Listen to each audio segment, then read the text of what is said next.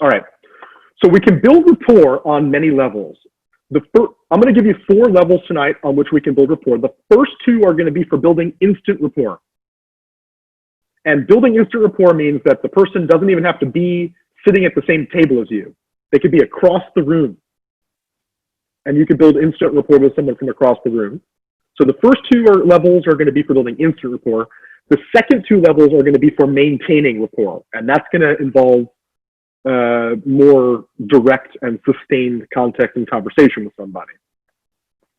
So the first level of rapport is going to be physiological matching.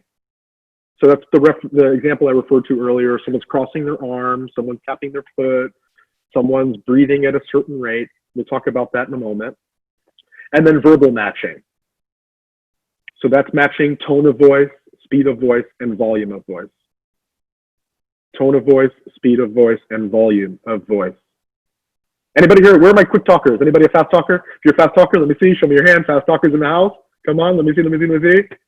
All right. And my slow talkers, who here is a slower talker? Slower processor, you just need things to be more slow. All right. If you're a slow talker and someone comes at you and they're talking really, really quickly, how does that make you feel? You must love that, don't you? You feel so comfortable. No? If you're a fast talker and somebody comes to you and they want to tell you that important story about what happened yesterday, not so great, is it? It doesn't feel so great, right?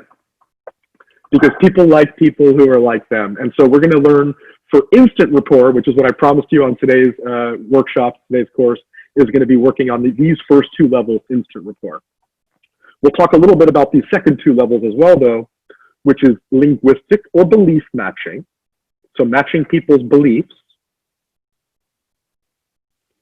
And it will reach a point where you're so comfortable with people that you won't really have to match physiology anymore, or it will just happen unconsciously, but you're so deeply matched on beliefs that it doesn't matter if you're wearing a tuxedo and they're wearing a bathing suit.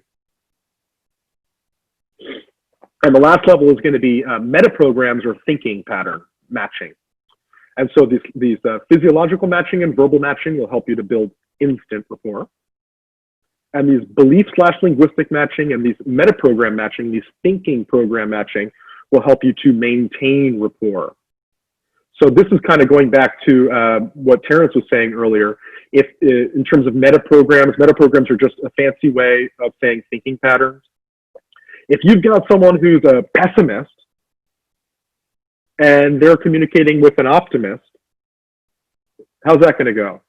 Oh, you know, the optimist talking to the pessimist, you know, everything's just going to be all right. Don't worry about it. Everything's going to be fine. Just look on the bright side. Oh, this person totally doesn't understand me. What's wrong with you? Everything is going wrong. You ever had that before? Or vice versa? You're like, you know, oh my goodness, you won't believe it. I'm so excited. You know, I got that job and I'm going to get that promotion already. I know I'm going to get that raise and that promotion. And then after that, I'll be able to have the partner. And someone's like, yeah, but I wouldn't really count on that. Like, you know, things could go wrong and you might just, you know, like they might find someone better. You're like, hey, get away from me. But the funny thing is no matter which side you're on, you get that same feeling of the resistance. And the reason why there's that resistance is because none of the 2 parties are flexible enough to connect and meet the other person where they're at, which then builds up your credit in order to lead and influence. And sometimes, I think this is a biggie, is one of the reasons why we're afraid of kind of stopping the pushing, the resistance, the fight, and kind of meeting them where they're at first. You know why? You know why you don't do that? Why humans don't do that so well? It's pretty cool. In my experience, the main reason why, when we're pushing and they're pushing back, we don't just stop pushing and meet them where they're at, is because we think that if we do that, we might realize that we're wrong.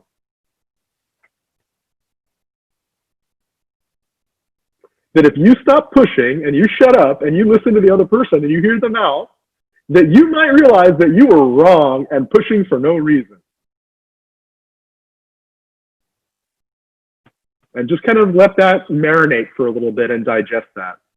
Because that's what I find in a lot of situations. The reason why we don't give up the fight and kind of try to understand them is because if you do that, there's a possibility that you're going to determine that your beliefs, your model of the world is not right. And oh, the implications. Oh, the implications. If, oh, I'm wrong. Oh, no. And so we fight. And there's another part of that too, because like we said, the harder you push, the harder they push back, the harder they push, the harder you push back. That there's this thing in psychology, we refer to it in the field of neurosemantics as a kind of like a threshold, which is that the harder you push and the harder they push back, actually it makes it stronger. It's a paradox. So when you push against a belief, what happens is someone comes up with more reasons, which are not real, they're psychological reasons, that justify the belief, which actually makes it stronger. It's the same thing if you're pulling a tug of war with a pit bull on the rope toy, and you pull, it pulls harder, what happens? Its mouth gets stronger for next time. And so that's kind of the irony and the paradox of it all, is that first of all, we might realize that we're wrong, which is what prevents us from just kind of letting go, which is ironic because wouldn't you want to be right and actually know the truth? We get so stuck in our little model of the world that we don't want to actually know the actual truth because we're so fixated on what I believe right now, not recognizing that we're all just so fallible human beings. And we're so, our database is so small. You've got a measly, if you're 30, 40 years, if you're really smart, 50, 60 years, compared with the thousands of years of all the, history of people. Plus you add that up with the 50, 60 years, 40 years, 30 years of everybody around you, and you add all that up together, what is really limited. And so when you kind of let go of that and you go, well, maybe I'm wrong. Let me just try to understand. Whew. All of a sudden the fight stops.